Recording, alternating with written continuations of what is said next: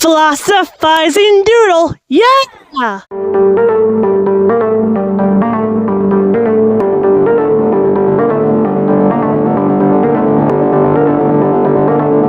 In the heart of the Roman Empire, in a small, overlooked village called Bethlehem, a child was born, one that would shake the very foundations of the greatest empire the world had ever known, the Roman Empire. His name was Jesus Christ. But this isn't just a religious story. It is a story about systems and how to overcome them. About a world ruled by something cold, invisible, and present throughout all of history. Something we call economic materialism. A worldview in which value is determined by supply and demand via control over resources rather than the resource in of itself. And Jesus saw through the systemic structures within economic materialism within the Roman Empire. Rome wasn't powered by peace. It ran through hierarchy, fear, and extraction. Rome was a slave to economic materialism. Yet Jesus taught us something radical, that each of us carries a spirit, one that is greater than the one that rules this world. Jesus let go of the struggle against the current of entropy, and we shall do the same. The ultimate test is when Jesus died on the cross, and Rome thought it won. But Rome did not expect what came afterward. The cross did not end Jesus' message, it unleashed it. Christianity wasn't just a religion, it was a spiritual revolution built on mutual respect, dignity, and shared trust. But worldviews don't die easily. When economic materialism couldn't kill Christianity, it joined it. Not within the core of Christianity, within the frontiers of Christianity. In 330 AD, Christianity became the official religion of Rome. Yet, in those 380 years, Christianity was baked into an environment of fear, which gave ample time for economic materialism to infiltrate the established church. The Christianity that Rome approved was not the grassroots movement that Jesus had built. This church was a church of hierarchy, power, and tradition.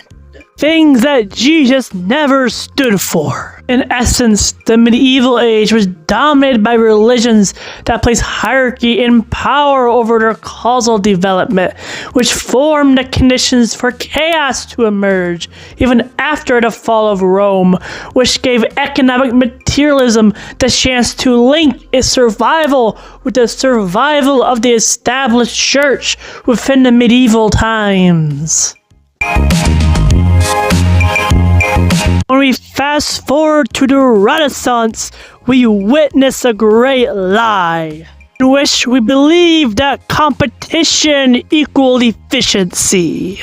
A worldview in which survival of the fittest is how we succeed is not the right way forward. Science used this idea of progress to challenge the church, but what it did instead was showcase that both science and the established church were both on the wrong track.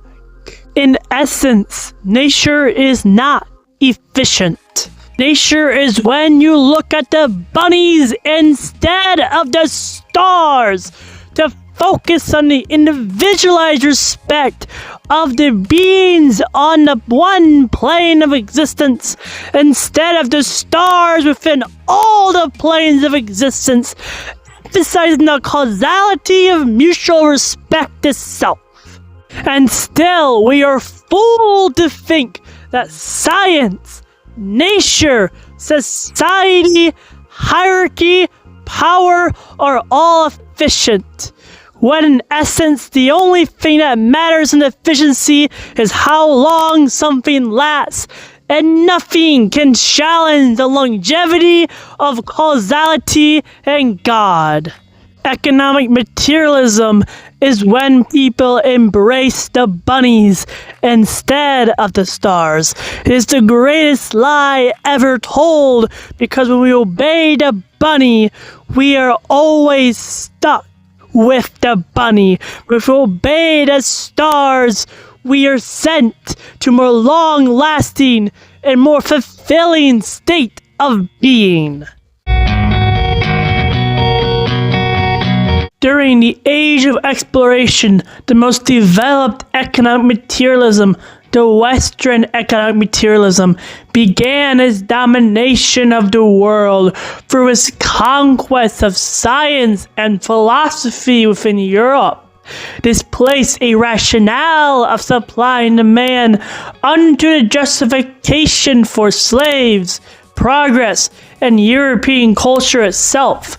Yet none of this would have been possible for the advanced ocean-capable ships that moved across the ocean because of causality instead of reason. This technology entrapped Europe and eventually the globe within a worldview that maximized new supplies, which created new demands for success within humanity. But this worldview was non-human-centric, but supply and demand-centric, because economic materialism adapted to use our technological progress to produce more individualized forms of respect within humanity, especially from our superiority complex to be masters of the earth. This formed the Enlightenment, yet the Enlightenment was wrong, being formed by the interests of economic materialism and not of the universal. Within the 1700s, Charles Darwin described natural selection. But Charles Darwin misinterpreted evolution. He told us that evolution is competitive, that only the strong survive, and that inequality is organic within nature. But that is not evolution. Evolution is change through mutual interaction. Life evolves not by conquest, but by relationship, by interacting matter to matter, life to life. For if someone conquered another, it means nothing to the future if there was no relationship baked into the conquest. Cooperation is the Holy Spirit in a physical form, bringing goodness through change. In John 16:7, it says, "It is better that I go, because then the advocate will come." The Holy Spirit is living connection. It is everywhere and throughout all of change. Evolution and the Holy Spirit are one. In essence, the early established church should have embraced their suffering to see the Holy Spirit within their situation instead of dwelling in their suffering against Rome, to fully see the beauty of change that is creation itself. By looking at how change impacts time and species, we can look and see how change impacts modernity and its development with economic materialism and the force of mutual respect. The Industrial Revolution promised freedom, but instead it gave us a great inefficiency. The Industrial Revolution embedded embedded economic materialism, only threatening it in the briefest of moments. Elites start to gain our knowledge as our labor increases in productivity, but not in freedom. But when supply chains were established to feed the machines with electricity, the game was over. As the elites kept the responsibilities for themselves at an ever-growing rate, they depended more and more on the supply chains, making supply and demand the true elite of society. Science tried to rebel against economic materialism by being critically reflective, but over time it got reformed and reshaped by the society and hierarchy around science. Economic materialism turned science slowly into a tool using rationality as a means to keep humanity under the boot of supply and demand. Kantian ethics is a clear example of this, because Kant wanted a morality based on rules that came from somewhere, and that somewhere was a science obeying rationality under the boot of supply and demand rather than the stars themselves. The unbiased causality of the universe. As innovation marched on, economic materialism adapted to each new technological innovation. Since as technology increases, it challenges economic materialism. Since new technologies makes us less reliant on supply and demand, we can produce more to demand less. Also, economic materialism can develop and adapt faster when technology leads to the production of more individualized respect. Since the possibility of people personalizing objects exponentially increases when technological advancement increases, but not too fast that it overwhelms the individual. If technology overwhelms the individual by its pace of advancement, then the individual will stray away from personalizing objects and therefore not develop more individualized respect within their own production. Therefore, as the 1980s came along, technological progress developed so fast that the hints of the decoupling of economic materialism from the human species started to begin, and this started with the internet. The development of fiat currency means that we can go back, and we have before, like in 0 BC.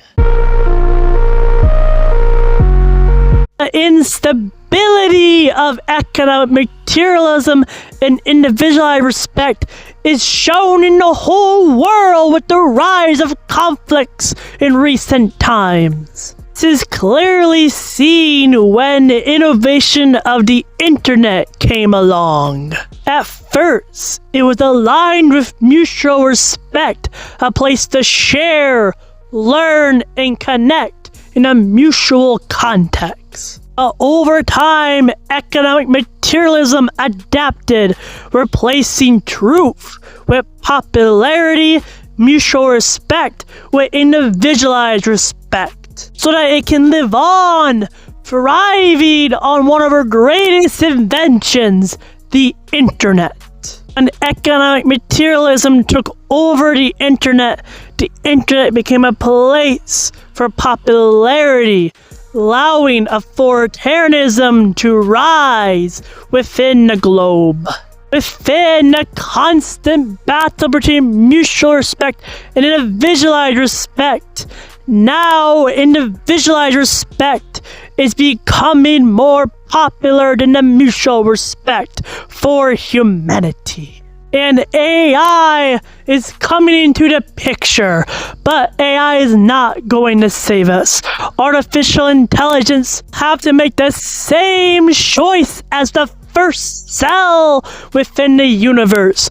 Will it choose mutual respect or individualized respect? And with AI's reliance on a power source to live, I doubt AI is going to choose mutual respect and fall into the same trap as life has on Earth. There is still a choice throughout all of this. We can choose mutual respect, the causality of the universe, instead of economic materialism. Economic materialism may currently rule the world, but economic materialism lives on a contradiction, surviving by individualized respect, a more inefficient force than mutual respect, and a far less long-lasting force than mutual respect. One day, economic materialism, the philosophy of supply and demand, and supply and demand itself, will go away. It will cease to exist, because supply and demand is not a fundamental force. What is fundamental is causality, that time will move on, and that never included supply and demand within the universe. And that's all for part 2 of the Partaceyist view of history. Thanks for watching, like and subscribe!